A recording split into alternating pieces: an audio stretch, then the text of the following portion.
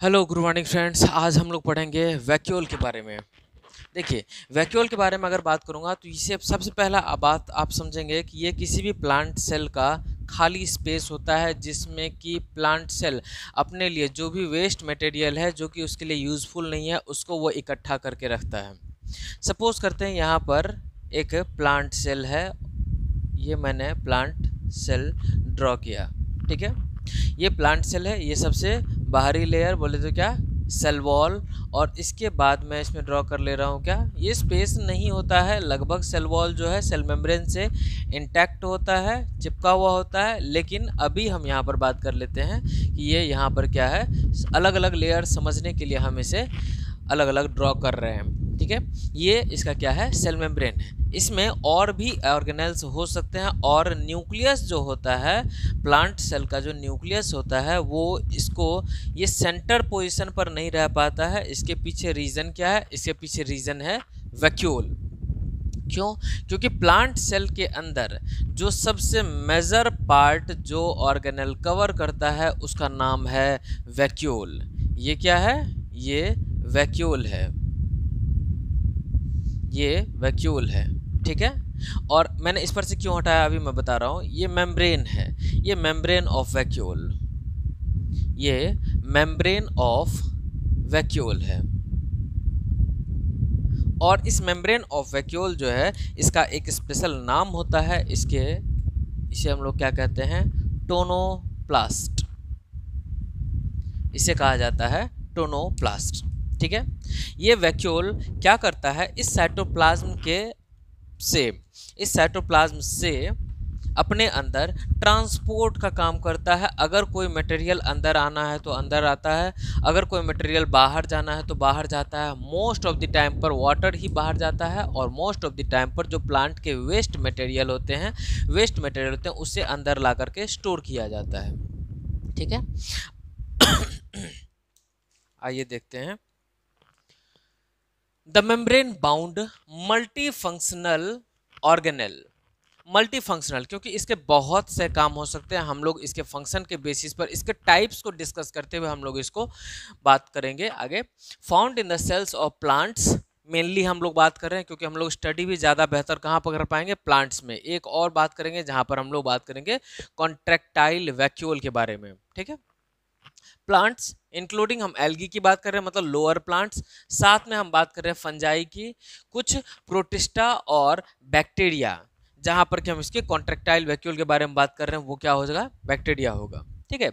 Next बात करते हैं vacuoles are acidic in nature, ठीक है। इसका जो ऑलमोस्ट अगर मैं बात करूंगा तो प्रॉपर्टीज कैसी होती हैं, इसकी प्रॉपर्टीज बहुत हद तक लाइसोसोम के जैसी होती है nature, and share some basic properties with lysosomes that are predominantly found in plant cells. जो कि प्लांट सेल्स में प्रीडोमिनेंटली मतलब कि सबसे ज़्यादा डोमिनेंट, सबसे ज़्यादा बड़े फॉर्म में पाया जाता है। इतना बड़ा कि बाद बाकी जो इसका सेल ऑर्गेनेल है, वो सब कैसा है, वो सब कहीं और ही साइड हुआ पड़ा है, पेरिफेरल हुआ पड़ा है। बाद बाकी लार्ज सेंट्रल वैक्यूल, ये सेंटर पोजीशन ऑक्युपाई कर रहा है और सबसे बड़ा है। इस कारण से इसे हम लोग क्या कहते हैं, कभी कभी प्लांट के अंदर लार्ज सेंट्रल वैक्यूल के नाम से भी जानते हैं, ठीक है।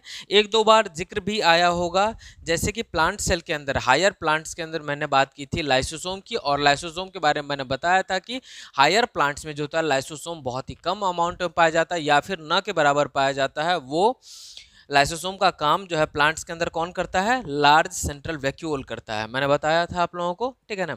इसीलिए मैंने यहाँ पर कहा कि इसके पास कैसा होता है, एसिडिक नेचर होता है और इसके पास लाइसोसोम लाइक एक्टिविटी होती है, मेनली कहाँ पर, प्लांट सेल के अंदर। देखिए इसको हम लोग स्पेशली क्या बोलते हैं, लाइटिक वैक्यूल्स बोलते हैं, जिसके पास की लाइसिस करने वाले एंजाइम्स पाए जाते हैं।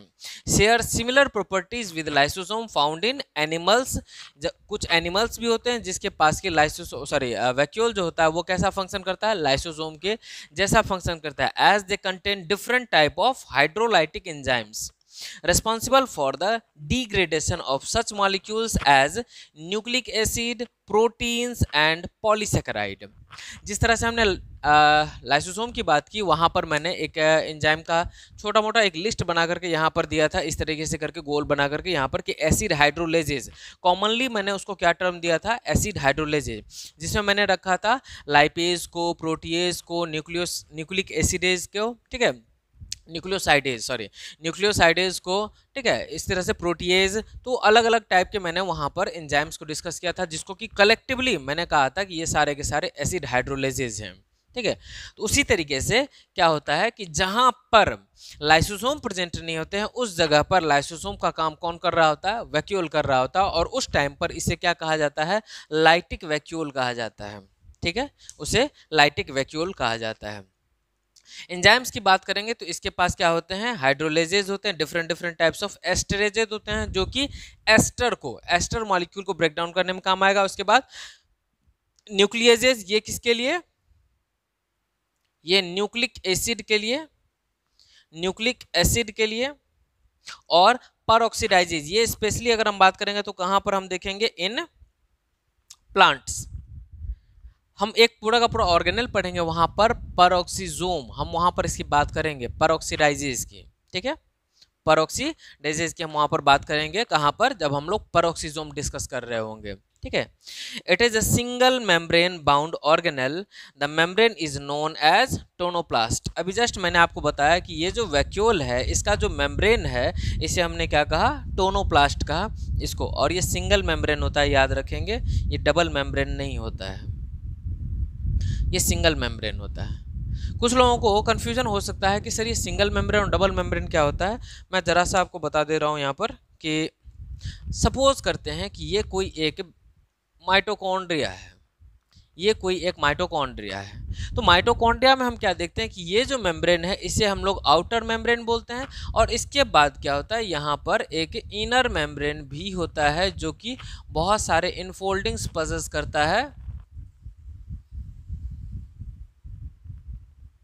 ठीक है। तो ये है क्या, ये इनर मेम्ब्रेन है। तो ये क्या देख रहे हैं हम कि ये यहाँ पर दो मेम्ब्रेन है, 2 मेम्ब्रेन्स, ठीक है, जबकि यहाँ पर हम क्या देख रहे हैं कि वैक्यूल के पास यहाँ पर सिंगल मेम्ब्रेन होता है। तो ये 2 मेम्ब्रेनस स्ट्रक्चर नहीं है, सिंगल मेम्ब्रेनस स्ट्रक्चर है, और उसके अंदर का ये स्पेस, एक्चुअली ये स्पेस ही पजेस करता है, लेकिन इसमें क्या होता है कि इसके बावजूद ये प्लांट्स के अंदर अगर हम लोग बात करते हैं तो प्लांट्स के अंदर लगभग 90% वॉल्यूम अगर हम बात करेंगे तो ये ऑक्यूपाई करता है। साथ में ये पजेस क्या क्या करता है, water, sap, excretory product and other materials that are not useful for the cell, जो कि सेल के लिए यूजफुल नहीं है, उन सारे मटेरियल्स को ये इसमें स्टोर करके रखता है। टोनोप्लास्ट की अगर बात करेंगे तो ये टोनोप्लास्ट जो होता है ये अगेंस्ट द कॉन्सेंट्रेशन ग्रेडियंट, यानी कि कहने का मतलब हो गया कि इसके अंदर जो कॉन्सेंट्रेशन है वो हाई है, और जो साइटोप्लाज्म है उसके अंदर कॉन्सेंट्रेशन जो है वो लो है।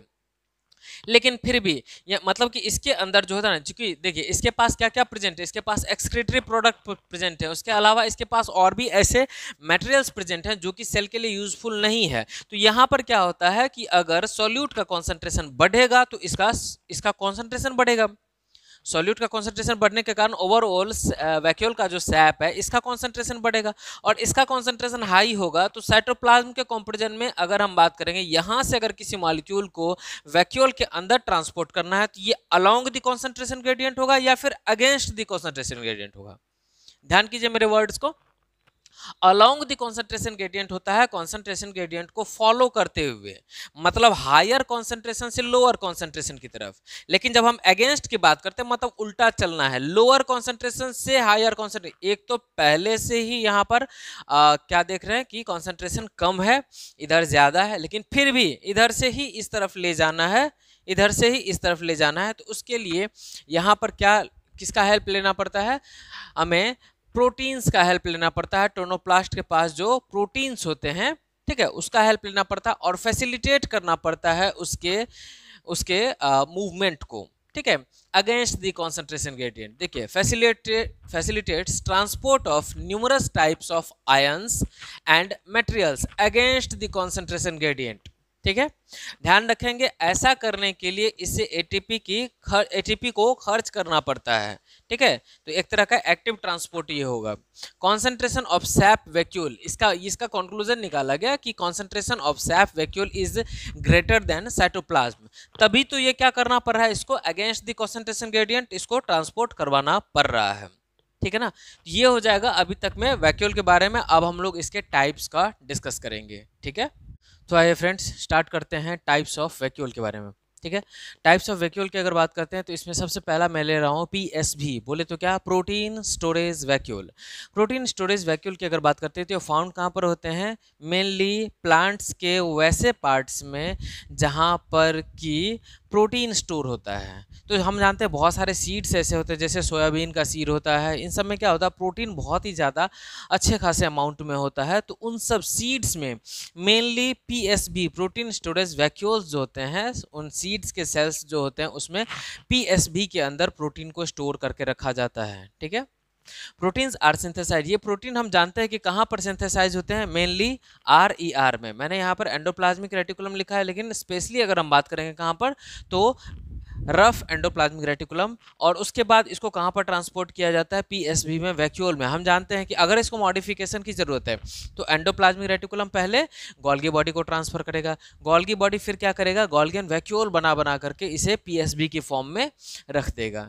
ठीक है, नेक्स्ट देखते हैं गैस वैक्यूल्स। नाम से ही क्लियर है कि ये क्या पोजेस कर रहा होगा, गैस स्टोर कर रहा होगा, composed of hollow cylindrical gas vacuoles. ठीक है, सिलिंड्रिकल फॉर्म में होते हैं और गैस पोजेस करते हैं। ध्यान रखेंगे ये सिलिंड्रिकल है, बाद बाकी लगभग सारे के सारे क्या होते हैं, लगभग स्फेरिकल होते हैं, ये सिर्फ अकेला सिलिंड्रिकल होता है।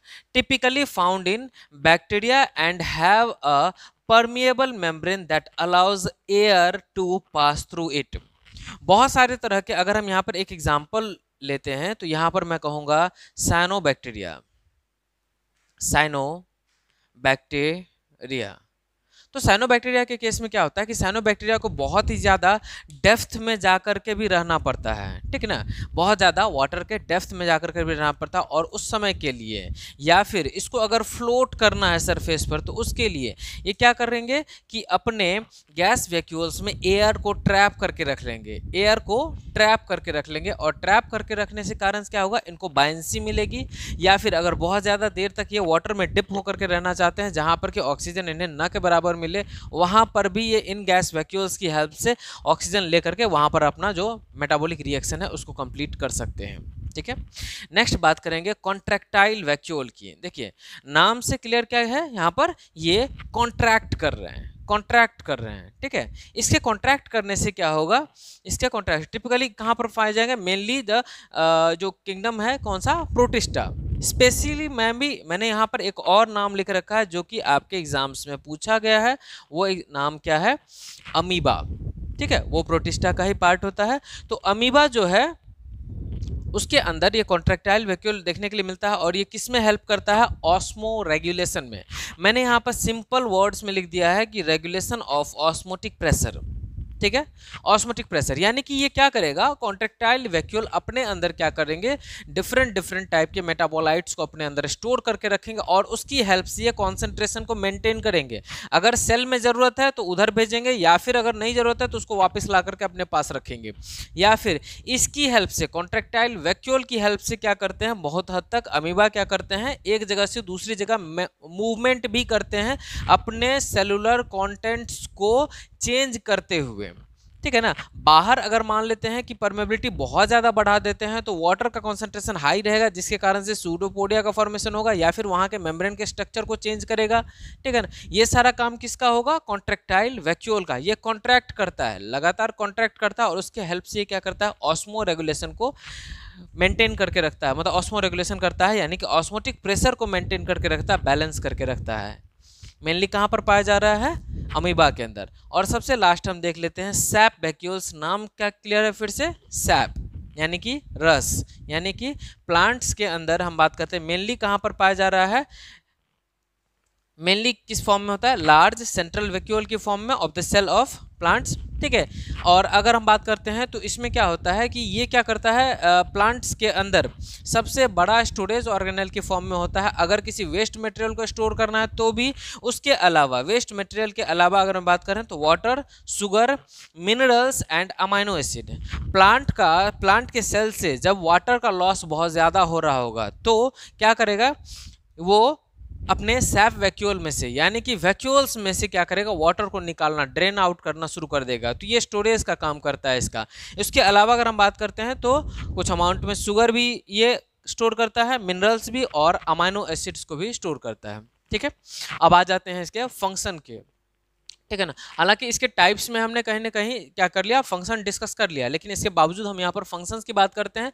हम बात करते हैं यहाँ पर सेल ग्रोथ की।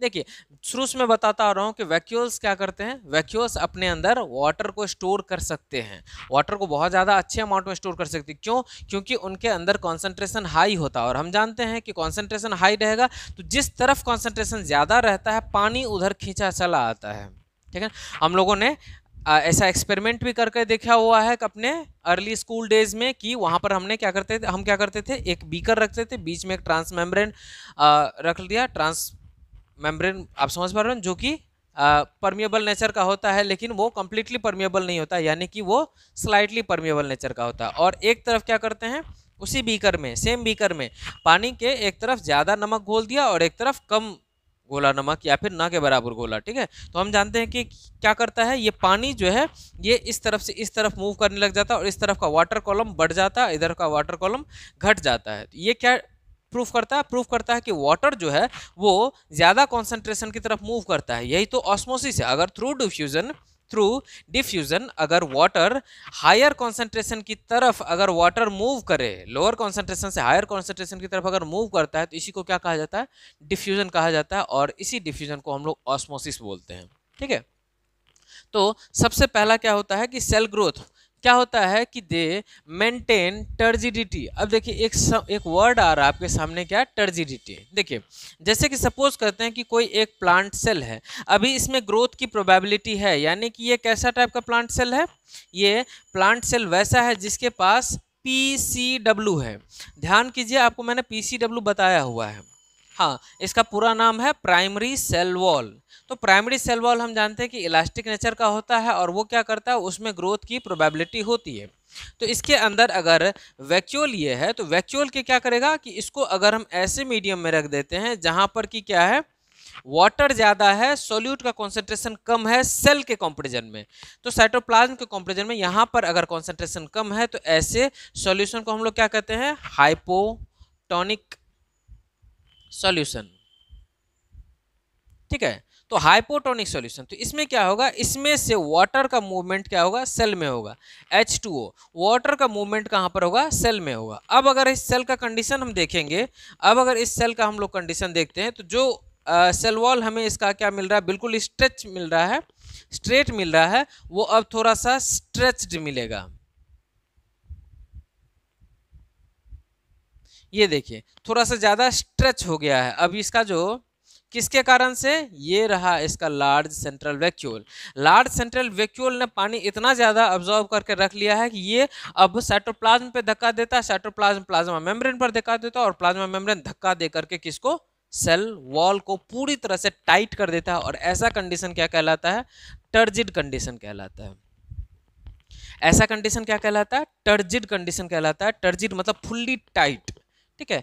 तो turgidity of the cell causes enlargement of the vacuole, consequently results in the growth or increased size of the cell, ठीक है। अब सेल वॉल वहां तक फैल गया, उसके बाद है क्या कि अब सेल अपने आप को उतना ग्रोथ करके रख सकता है। अब वो वापस अगर उसमें वाटर कंटेंट कम भी होगा, नेक्स्ट फिर इसको सेल को फैलाना होगा, तो फिर क्या करेगा, वाटर को इसमें स्टोर करेगा।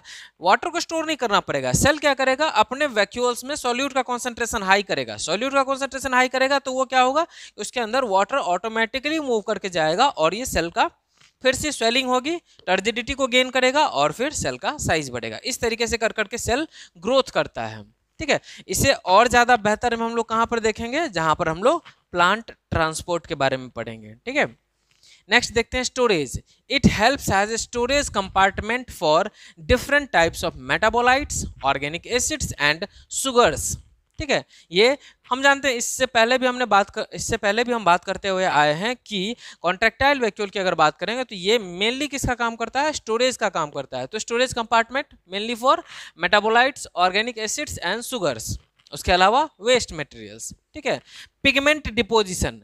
ठीक है, अगेन यहाँ पे आ रहा है कि कुछ तरह के वेजिटेबल्स होते हैं जिसके अंदर ये रेड, ब्लू, स्कारलेट, इस तरह के और भी तरह के कलर्स जो हैं वो प्रोवाइड करने का काम करता है। और ये पिगमेंट्स कहाँ पर जाकर के डिपॉजिट होते हैं, ये पिगमेंट्स वैक्यूल्स के अंदर जाकर के डिपॉजिट होते हैं। और उन वैक्यूल्स के डिपोजिटरी कलर के कारण क्या होता है कि वो पूरा का पूरा सेल ही लगभग वैसा कलर का दिखने लग जाता है और उसके कारण से उस वेजिटेबल का अपीयरेंस वैसा कलर का आता है।